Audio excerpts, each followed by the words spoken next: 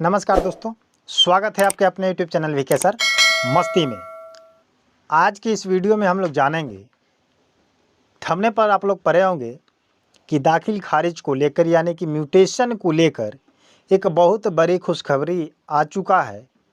इस महाअभियान के दौरान बिहार भूमि राजस्व महाअभियान के दौरान दाखिल खारिज को लेकर के एक अपडेट डाला गया है। इस अपडेट के बारे में हम लोग बात करेंगे। एक खुशखबरी है, जिन व्यक्तियों का म्यूटेशन अभी तक बहुत दिनों से 10 साल 20 साल 50 साल से नहीं हुआ है, तो बहुत सारे लोग परेशान थे। दखल कब्जा भी है, नया ज़मीन रजिस्ट्री भी है और दाखिल खारिज में प्रॉब्लम आ रही थी। इन सभी चीज़ों को लेकर के लोग परेशान थे कि क्या ये ज़मीन मेरे पास होगा, मेरे हक में होगा या नहीं होगा।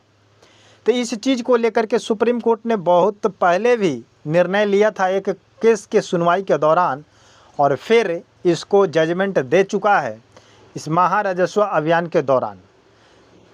तो जितने भी लोग परेशान थे दाखिल खारिज को लेकर के, बहुत ऐसी स्थिति है कि आपका ज़मीन आपके पास है, आपके खाता खेसरा जमाबंदी रकबा सब कुछ सही है और आप सही रजिस्ट्री कराए हुए हैं, और वो अभी तक आपका लैंड म्यूटेशन नहीं हो पाया है। बहुत ज़मीन ऐसा है जिसका ज़मीन का जमाबंदी दादा परदादा के नाम से चले आ रहा है और सभी लोग आपस में बंटवारा करके उसको उपयोग में कर रखे हैं, लेकिन अभी तक उसका म्यूटेशन नहीं हो पाया, दाखिल खारिज नहीं हो पाया है। तो ऐसे स्थिति में लोग परेशान हैं कि करें तो क्या करें, आखिर क्या प्रॉब्लम है कि मेरा म्यूटेशन नहीं हो पा रहा है। तो यहाँ पर कुछ प्रॉब्लम होता भी है और कुछ नहीं भी होता है। कुछ प्रॉब्लम नया इशू टाइप से बनाया भी जाता है सीओ के माध्यम से, कर्मचारी के माध्यम से, समझ रहे हैं कि नहीं। तो इन सभी चीज़ों को लेकर के हम लोग उपस्थित हुए हैं ताकि आपको क्लियर कर दे, आपको सुझाव दे दे जो भी अपडेट आ चुका है। चलिए, वीडियो को स्टार्ट करने से पहले हम आपसे हाथ जोड़ के रिक्वेस्ट करेंगे कि आप हमारे चैनल पर अगर पहली बार देख रहे हैं, पहली बार मेरे वीडियो को सुन रहे हैं, तो आप मेरे चैनल को सब्सक्राइब करके बेल आइकन को प्रेस कर लीजिएगा, ताकि जितने भी लेटेस्ट अपडेट आएंगे वीडियो के माध्यम से सबसे पहले नोटिफिकेशन आप तक चला जाएगा। और वीडियो को इतना लाइक कर दीजिएगा ताकि सभी लोगों को पता चले जाए और मुझे खुशी मिले, मोटिवेशन मिले। उसके बाद इस वीडियो को शेयर कर दीजिएगा जिन व्यक्तियों को अभी तक परेशानी आ रही है म्यूटेशन को लेकर के। ठीक है, चलिए बात करते हैं इस वीडियो को कि सुप्रीम कोर्ट के माध्यम से जो जजमेंट दिया गया था, एक बहुत पहले दिया गया था। क्या दिया गया था?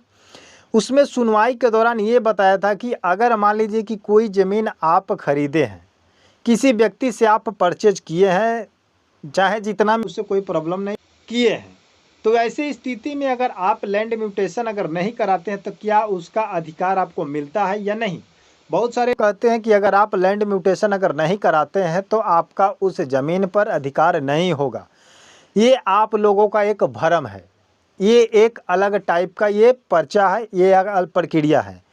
इसका काम होता है दाखिल खारिज का मतलब, म्यूटेशन का मतलब होता है कि जिस व्यक्ति से आप ज़मीन खरीदते हैं वहाँ से नामांतरण कर दिया जाता है, दाखिला खारिज कर दिया जाता है। यानी कि जिसके दखल में था वो अगर आपका ज़मीन बेच चुका तो आप उससे दाखिल खारिज कराने का मतलब यही होता है कि उसका नाम वहाँ से कट करके और आपका नाम चढ़ जाएगा। ये एक तौर तरीका है, प्रक्रिया है जिससे आपके नाम पर शो करने लगेगा। लेकिन अगर आप खरीदे हैं और अभी तक नहीं कराए हैं, 10 साल हो गया, 5 साल हो गया, तो इससे आपको घबराने की आवश्यकता नहीं है। आपके पास अगर डीड है, सेल डीड के वाला दस्तावेज जिसको हम बोलते हैं, तो वो अगर आपके पास है और उस पर जितना भी प्रूफ लगा हुआ है, डॉक्यूमेंट लगा हुआ है, जितना भी ब्यौरा डाटा आपका है, खाता खेसरा जमाबंदी रकबत चौहद्दी जो भी है, सही रूप से परिपूर्ण है, तो उसका मालिक आप ही है, उसका मालिकाना हक आप ही को दिया जाएगा, न कि जो बेच दिया है उसका। अगर वो कोर्ट में अगर बेचने भी जाता है तो वहाँ पर ऑनलाइन के माध्यम से शो करेगा। अगर नहीं भी कर रहा है, डिजिटल ज़माना मान लीजिए कि अभी नहीं आया, एक बात कर रहे हैं, लेकिन अभी तो आ चुका है, तो वहाँ पर अगर वो बेच कर चला भी जाता है किसी थर्ड पार्टी को, सेकंड पार्टी को, और आप फर्स्ट पार्टी हैं, तो वहाँ पर कोई परेशानी नहीं होगा। जब होगा दखल आपका फर्स्ट परचेज करने वाला व्यक्ति का होगा, क्योंकि सेकंड और थर्ड वाला अगर आता भी है तो उसका दस्तावेज से सन देखा जाएगा कि कौन सबसे पहले किसका रजिस्ट्री हुआ है। तब जाकर के बेचने वाला 420 के केस में 420 केस उसके धारा लगेगा और तब जाकर के जुर्माना या जेल का भी दावा खाना पड़ता है। तो सुप्रीम कोर्ट ने साफ साफ क्लियर कर दिया कि जो व्यक्ति सेल डीड खरीदे हुए हैं उसको घबराने की आवश्यकता नहीं है। उनका अभी नहीं भी हुआ है तो कोई दिक्कत नहीं है, बट उसको करा ले। अब बात आती है कि ये बिहार भूमि राजस्व महाअभियान के द्वारा जितने भी पैतृक संपत्ति है और उनका अभी तक म्यूटेशन नहीं हो पाया है और जिनके नाम पर अभी तक पंजी आ चुका है, तो क्या उनका नहीं होगा? उनका भी होगा। ये मत सोचिए कि आपका दादा परदादा का ज़मीन है और 30 वर्षों से 40 वर्षों से उसका म्यूटेशन नहीं हो पाया और पंजी आया है तो हम पंजी भरेंगे तो नहीं आएगा। बहुत सारे केस ऐसी स्थिति है कि आपका ज़मीन आपके बाप दादा के नाम पर है, लेकिन फर्जी तरीके से कोई और रसीद कटा चुका है, फर्जी तरीके से जमाबंदी अपने नाम पर खुलवा चुका है, बना चुका है।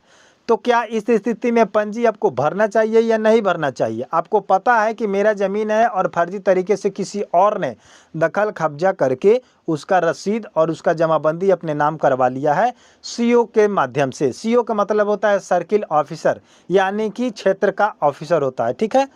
तो उसके से मिली जुली घुसखोरी के माध्यम से, भ्रष्टाचारी के माध्यम से कहिए, चाहे पैसा को लेन देन करके वो क्या किया, एक दूसरे को मतलब बरगला करके और उसका उल्टा पुल्टा कर दिया। एक मौजा का दूसरे मौजा में कर दिया, उसका मौजा बदल दिया, इसका मौजा बदल दिया, किसी का रसीद बदल दिया, किसी का जमाबंदी बदल दिया।